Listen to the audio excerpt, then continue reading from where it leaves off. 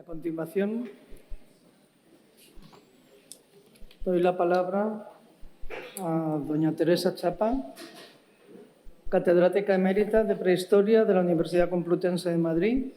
Tiene una larga trayectoria docente de gestión y de investigación, habiendo sido, como digo, director del departamento, del máster de arqueología, entre otras ocupaciones. Ha dirigido diversos proyectos de investigación centrados en el mundo funerario y en la escultura ibérica en piedra.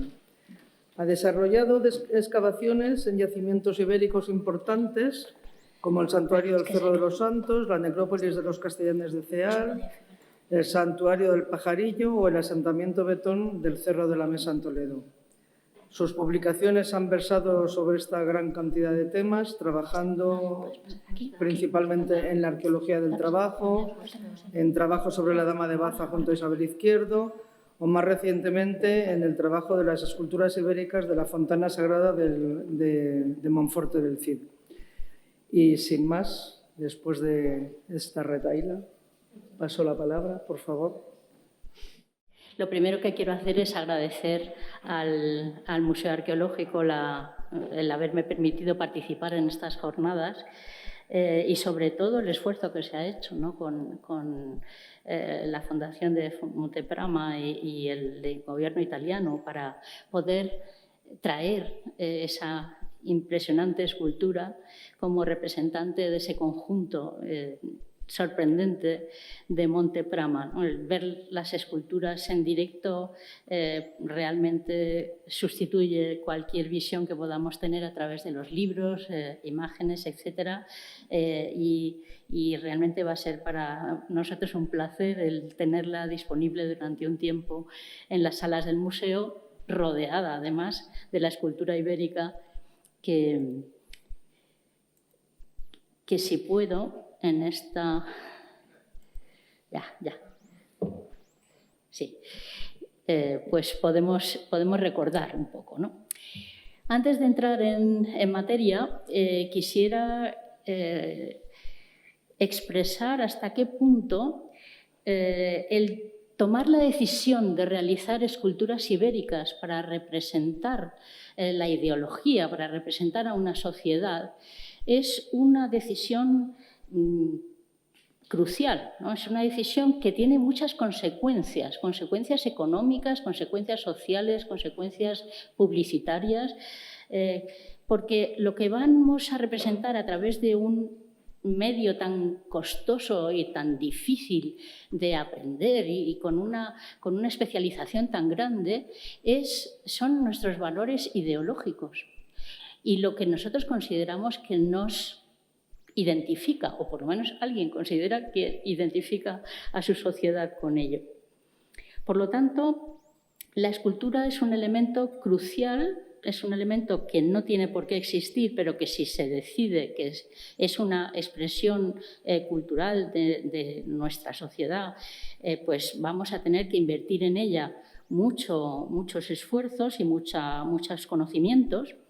Y, por lo tanto, en el mundo ibérico está destinada a presentarnos, bueno, en cierta medida a sus divinidades, pero sobre todo a los personajes heroicos y de importancia social que se convierten en referentes de la sociedad y en aquellos universos en los que los seres divinos y los héroes se mueven, ¿no? Acompañados de animales o plantas. La escultura ibérica es una escultura de gran formato, no tanto desde luego como la de Monteprama, pero exige, como he dicho antes, una producción especializada. Es necesario buscar para ella un escenario. Desgraciadamente, en muchos casos nos falta el lugar donde se pudieron admirar estas estatuas porque después sufrieron destrucciones o alejamientos de su contexto inicial. Y se hicieron en piedra. Se hicieron en piedra porque la piedra es algo sólido, perdurable, que pensamos que va a permanecer durante muchos años. Además de que en España, desde luego, la piedra no falta, así que es un recurso bastante frecuente, aunque no fácil de trabajar. Por lo tanto, la escultura tenemos que considerarla como un elemento muy sensible y un elemento en el que se vuelcan, ¿no?, muchas intenciones y mucha ideología para realizar todo este proceso de fabricación de las piezas y del resultado que se pretende obtener con ellas. Por lo tanto, tampoco nos debe de extrañar que la escultura, como elemento ideológico fundamental, pues sea objeto de destrucción, de secuestro, ¿no?, como este relieve asirio representa, ¿no? Los asirios se llevan los dioses de los demás porque esos dioses de los demás son falsos, son mentiras, no hacen milagros ni protegen a sus pueblos. Los únicos dioses verdaderos son los de los asirios. O las personas que se enfadan con las estatuas, ¿no? Ahí tenemos a Antíope, que va a romper directamente con un hacha una estatua de Apolo, porque Apolo ha desmenuzado, ha despedazado a sus propios hijos, ¿no? Y bueno, recientemente vemos de forma constante cómo los símbolos que representan la escultura pretenden ser destruidos, alejados, fragmentados, ¿no? Porque ese pasado que representan, o esa ideología que representan, ya no nos gusta. No queremos formar parte de ella y entonces destruimos el símbolo. ¿Pero por qué? Porque el símbolo es importante, porque la figura es algo fundamental, importante, no es un adorno al que no hacemos caso, tiene un sentido, tiene un registro interior. Bueno, entonces, ¿cuál es el origen de la escultura ibérica? Tenemos grabado en mente todavía estos parámetros que consideramos colonialistas, difusionistas, según los cuales la escultura ibérica nunca hubiera existido sin el impulso de la colonización de la península, sobre todo por los griegos, también por pueblos del Próximo Oriente, pero eso menos. Pero tenemos la idea de que llegaron los griegos, expandieron su cultura material y con ella vino la escultura que los iberos copiaron. Y encajaba bien toda esta idea con la fundación de la ciudad griega de Emporion, la gran colonia del noreste peninsular, que se funda en el 580 desde Marsella. Por lo tanto, es anterior a las producciones escultóricas ibéricas y se supone que el impulso dado por los griegos desde Emporion a toda la zona mediterránea peninsular es lo que va a dar fruto en la sociedad ibérica, donde se va a empezar a rehacer o a repensar, ¿no?, la ideología, expresándola a través de la escultura en piedra, como sabemos que los griegos hacían y eran maestros en ello. Desde ya finales del siglo XIX tenemos a Teodoro Reynac, que un año después del hallazgo de la Dama de Elche nos dice que es una obra de arte que no puede ser más que la creación de una mano griega y especialmente jonia. ¿Por qué jonia? Porque Emporion lo fundan desde Marsella, que es una colonia jonia, una colonia focea. Entonces se empieza a generar esa jerarquía, ¿no? Las mejores obras están hechas por escultores griegos y el resto son imitaciones, en la medida de lo posible, de las capacidades de los iberos de a pie, de estas obras magníficas. El griego es el que trabaja con conocimiento de causa, los iberos copian en la medida de las posibilidades.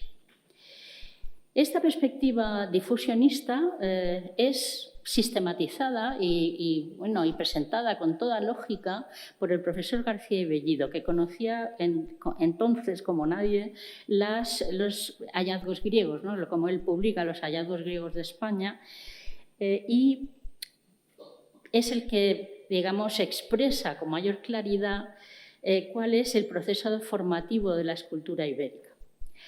Él, como señala, a partir de las colonias de Marsella y Ampurias se fundan otras colonias griegas y puertos y puertos de comercio en toda la costa, como vemos ahí, y todas ellas pertenecen al circuito comercial foceo. Las colonias en sí, es decir, las grandes ciudades como Meroskopeion, Alonis, Akraleuke o Mainake, reproducen el modo de vida griego. Y como viven griegos allí, esos griegos fabrican esculturas para la decoración de la ciudad y para el uso funerario. Los iberos, como es lógico, admiran esa capacidad de creación artística de las esculturas griegas, desarrollan su propia estatuaria, pero jamás consiguen llegar a la calidad original de la escultura griega. Bueno, pues sí, tenemos colonias y tenemos puertos de comercio distribuidos por toda la costa mediterránea, habrá que encontrarlos, ¿no? ¿Dónde están? Porque las ideas en arqueología conducen a trabajos, ¿no? A trabajos materiales, ¿no? Y los arqueólogos son muy cabezotas y normalmente van buscando, si tienen que haber una cosa, vamos a ver si la encontramos, ¿no? Entonces, realmente se buscaron todas esas colonias, todos esos puertos de comercio y la verdad es que no aparecían. Ni Alonis, ni Akraleuke, ni nada por el estilo, aparecían como tales colonias griegas. Algunos decían, no, es imposible encontrarlos, porque claro, a partir de los años 60 en España el turismo ha sido el primer motor, o se busca tener el turismo como primer motor, y la costa mediterránea ha cambiado un poco, ¿no? Aquí tenemos Benidorm en los años 50 y Benidorm a partir de los años 70 y 80, y el Benidorm reciente, cualquier colonia griega que pudiera haber por aquí realmente habría pasado mejor vida, ¿no? Pero como los arqueólogos seguían buscando, pues al final encuentran. ¿Encuentran colonias griegas? No. Encuentran, sorprendentemente, colonias fenicias, muy anteriores a la fundación de Emporion, ¿no? Aparte de ello, ya sabemos todas las colonias, ¿no? Como Cádiz y tal en el suroeste, pero incluso en la costa del sureste de la península encontramos colonias auténticas como la Fonteta en Alicante, en la desembocadura del Segura, en Almería, Villaricos, cerca de la Fonteta otro asentamiento que es el Cabezo Pequeño del Estaño. Es decir, tenemos con seguridad ciudades que fueron ocupadas, que fueron fundadas y habitadas por fenicios, pero no aparecen las ciudades griegas. Entonces, volvemos a la escultura ibérica. Tenemos griegos en Cataluña, no aparecen físicamente ciudades en el resto del Mediterráneo. Tenemos fenicios que llegan a una crisis en el siglo VI y abandonan sus asentamientos, como la Fonteta. Y luego empieza a surgir la escultura ibérica, bueno, y la cultura ibérica con ella, ¿no? ¿Y qué es lo que aparece? ¿Qué es lo que surge con este nuevo nacimiento de una cultura mediterránea, ibérica? Aparece una serie de asentamientos, de necrópolis, y aparece unas manifestaciones escultóricas, pero realmente difíciles de entender desde una perspectiva ordenada, difusionista y dependiente del mundo griego. Estas esculturas que tenemos aquí, tenemos Pozo Moro en el patio superior del museo, que es fechado por su excavador y por un ajuar griego en el interior de la tumba, en una cronología del 500. Muy poco después tenemos otro conjunto escultórico, el del Cerrillo Blanco de Porcuna, que todo el mundo decía que era griego, de influencia griega, incluso que lo daban como obra de un escultor focense, del primer cuarto de los primeros 30 años del siglo V, muy poco después de la realización de la Torre de Pozo Moro, que tiene un aspecto oriental absoluto y total. En el mismo siglo V tenemos en Albacete, es decir, bastante cerca de Pozo Moro, una escultura magnífica como es la de Casas de Juan Núñez, con una palmeta de tipo samio en la manta del caballo. Es decir, alguien que conoce perfectamente este tipo en griego de decoración. O el Caballero de los Villares, también en Albacete, además al ladito, ¿no?, de Pozo Moro, y que está fechado 10 años después que el sepulcro de Pozo Moro.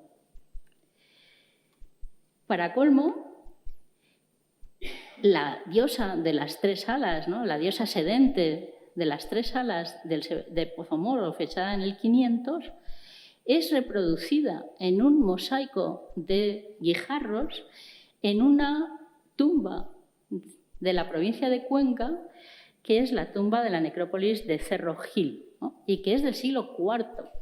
Es decir, hay mucho tiempo de diferencia entre ambas. Sin embargo, la figura reproduce exactamente la misma divinidad. Por lo tanto, en un lapso de tiempo bastante pequeño se están dando fórmulas artísticas, estilos completamente diferentes. Esto no va como en el mundo griego, que decimos, bueno, esto es una fase que es la arcaica, después viene la fase clásica, después viene la fase helenística, y todo tiene una evolución continuada y podemos atribuir las esculturas a unas etapas conforme a sus rasgos morfológicos. Si yo veo una escultura y digo, hombre, esto tiene un estilo arcaico, esto tiene un estilo clásico o esto tiene un estilo helenístico. Pues en el mundo griego, en el mundo ibérico, no podemos hacer eso, porque las esculturas son creadas por artistas, por escultores, conforme a unos conceptos y a unas formas de trabajo que se están mezclando en el tiempo. Esto, en palabras de un espíritu más difusionista, como el que tuvo nuestro Pierre Paris, ¿no?, el personaje que compra a la Dama de Elche y la lleva al Museo del Louvre, y que estudió tanto y viajó tanto por la península buscando restos ibéricos y en concreto esculturas. Pero ¿cuál es la impresión que le dio cuando vio la Avisa de Balazote, la Dama de Elche, las piezas del Llano de la Consolación? Dice, bueno, este es un mundo, en el fondo decía, es un mundo rarísimo, ¿no?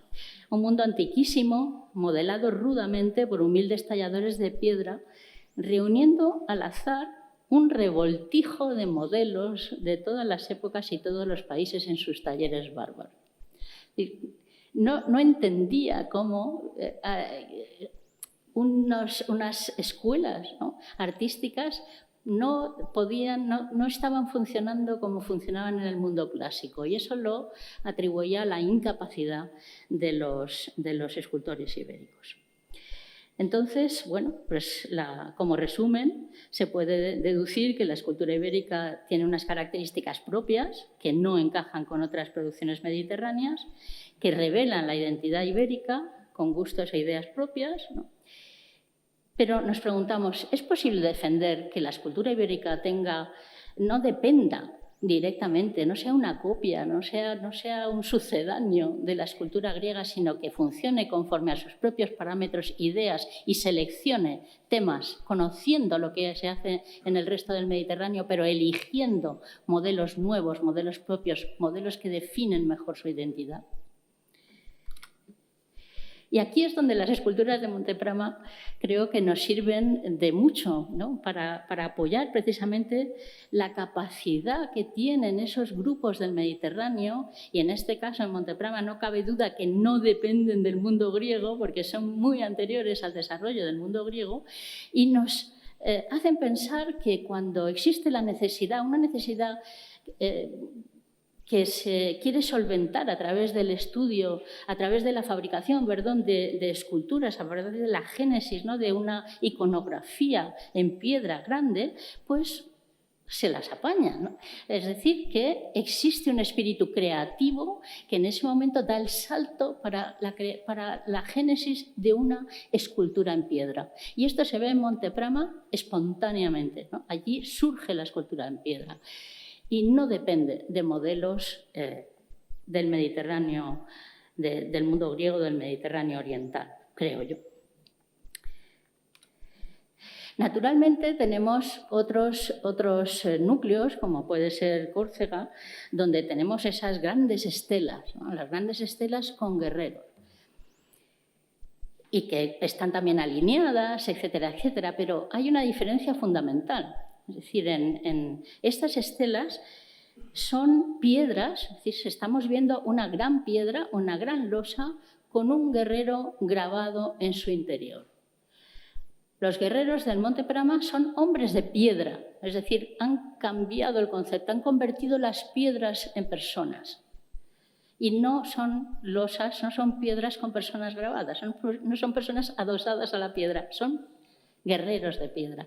Ese salto, esa génesis de la escultura es muy importante, ¿no? Y es lo que verdaderamente da el sentido creativo a las esculturas de Monteprama y lo dará también a la península ibérica. Sabemos que la península estuvo en rutas comerciales atlánticas gestionadas en muchos casos por el mundo sardo. Tenemos ahí un mapa un poco simple, pero son piezas supuestamente de origen sardo que están en la península ibérica. También en Cerdeña tenemos algunas espadas, por ejemplo, de tipo Ría de Huelva, etcétera. Es decir, hay una conexión con el mundo sardo a finales del segundo milenio, inicios del primer milenio, antes de la llegada de los fenicios. Momentos en los cuales también en la península ibérica se realizan estelas de guerrero, donde los guerreros están originalmente, ¿no? Acompañados de objetos, pero disociados de ellos. No están portando las armas ni están llevando encima los cascos, ¿no? Como mucho los cascos, pero en general están separados. Esos objetos son losas con figuras grabadas, no son esculturas.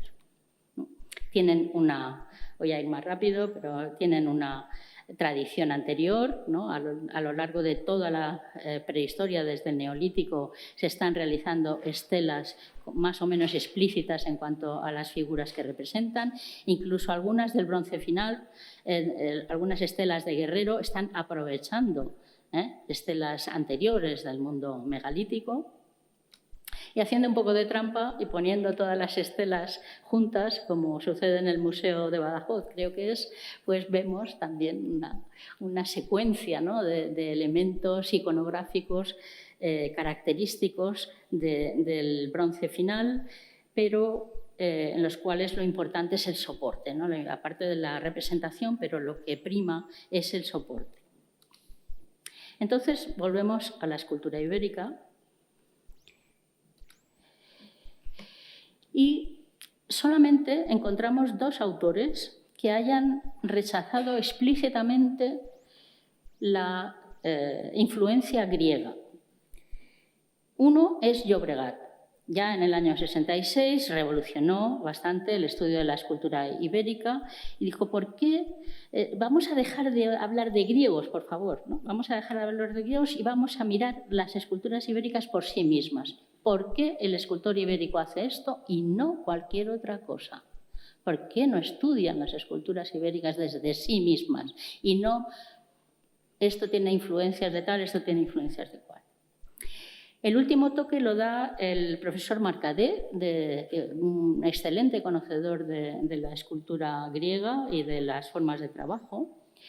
Y señala que a él lo que le choca es que la escultura ibérica no va asociada a una arquitectura, va asociada mínimamente, quiero decir, hay monumentos que pueden soportar las esculturas, pero no son grandes edificios, no son grandes templos, como en Grecia, ¿no? Donde las esculturas están asociadas a los templos como esculturas exentas o como relieves. Prefieren las esculturas de bulto redondo, es decir, lo importante para los iberos son las esculturas, no el escenario tanto de la escultura, nada más que el escenario paisajístico, pero no el escenario arquitectónico. No hay desnudos y Hay una falta de interés por la anatomía humana, no vamos a ver grandes estudios del cuerpo, estudios antropológicos, antropofísicos, ¿no?, del cuerpo. Hay una importancia enorme de las figuras animales. Se utiliza siempre la caliza y nunca el mármol, aunque estaba disponible. Si podían haber buscado canteras de mármol y no lo hicieron, o las encontraron pero no las quisieron. Y los escultores pudieron marcar sus obras. Al fin y al cabo existe la escritura ibérica, pero no las firmaron nada más que con marcas. O sea, si acaso hay alguna marca ocasionalmente. La consecuencia de Marca D es que dijo: yo creo que estas personas conocían el arte griego, conocían el arte mediterráneo, pero una vez que lo conocieron dijeron: yo no quiero hacer eso. Yo lo que quiero es representarnos, que nos represente a nosotros mismos, ¿no?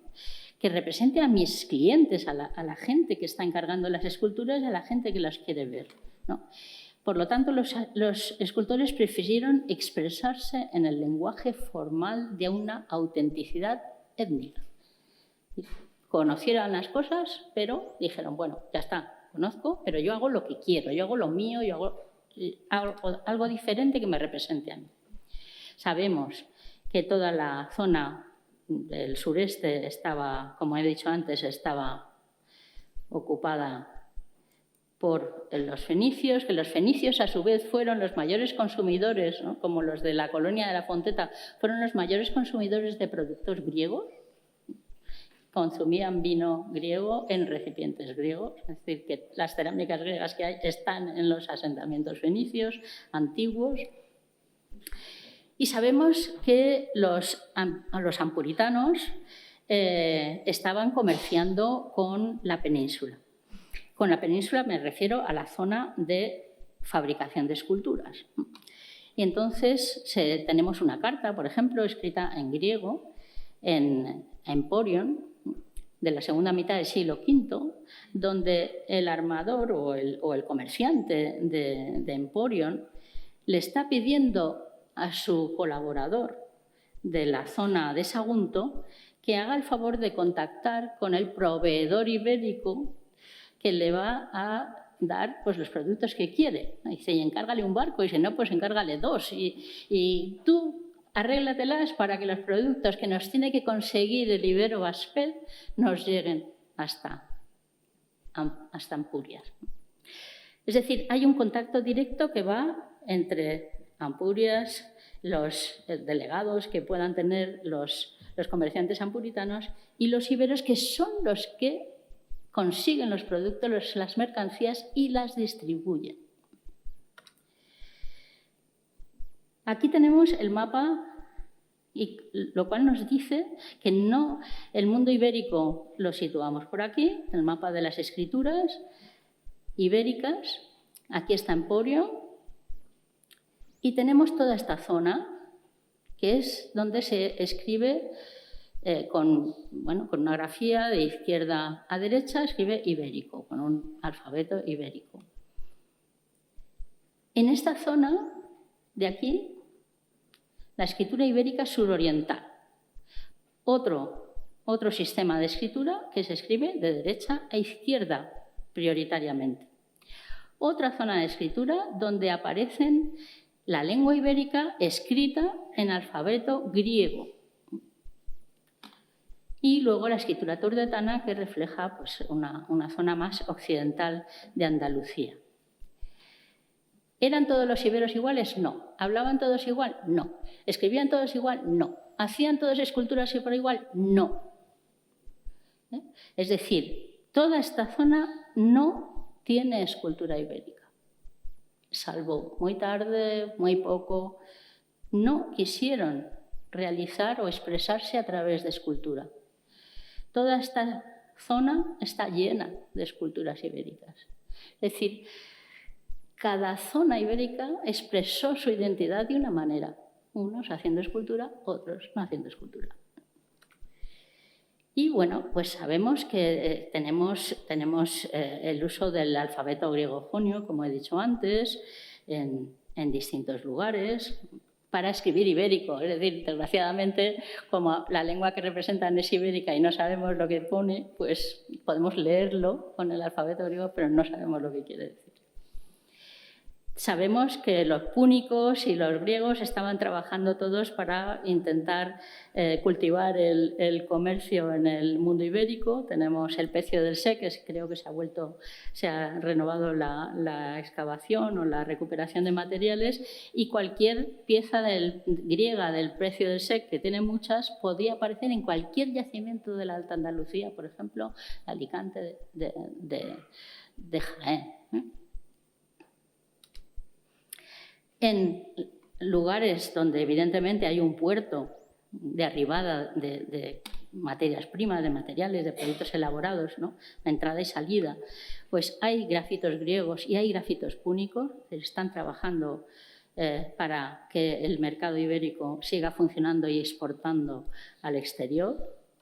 Y los iberos de toda esa zona que hemos señalado como propia del mundo de la lengua suroriental y el alfabeto griego está llena de productos griegos, ¿no? Tenemos tumbas con cerámica ática, tenemos asentamientos, tenemos cerámica de barniz negro, tenemos de todo, hasta tal punto que la revisión de los materiales de la Bastida de les Alcuses muestran que prácticamente en todas las casas, es decir, decimos, es que la cerámica griega era un lujo, pues no.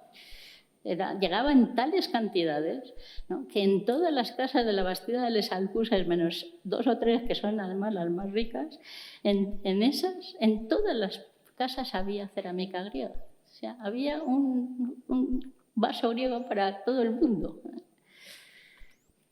Las esculturas de Porcuna con sus marcas, etcétera, nada, no hay forma de que firmen las esculturas con su nombre.